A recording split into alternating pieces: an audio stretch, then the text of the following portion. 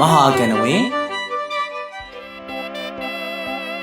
သူတမန်ထွေးခန်းတွေကိုဝင်ခါတာနဲ့ကိုမောင်ရဲ့ဒီသူကလည်းစိတ်မကောင်းစရာစကားပြောနေတော့တာပဲကိုမောင်တို့လိုချစ်တယ်လို့မောင်းလို့မရဘူးကိုမောင်လေးကွယ်ထွေးခန်းတွေဝင်လာပါနဲ့ဆိုမှသူတို့ကတော့ကြောက်နေလို့ကိုတို့မျိုးလေးဖို့အတွက်ဒီလိုနဲ့ထွက်ပြေးမှဖြစ်မယ်ထွေးကျုံရဲ့စင်နဲ့တားမဆိုရင်ဒုက္ခဒီကိစ္စလုံးဝကောင်းရှိကျိုးချင်းသားလို့ကျိုးချင်းကြီးကြပြီ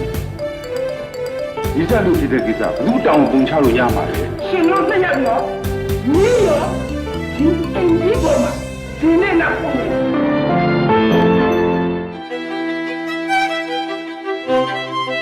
မဟာရုပ်တန်လိုင်းမှာစောင့်မျှော်ကြည့်ရှုလိုက်ပါ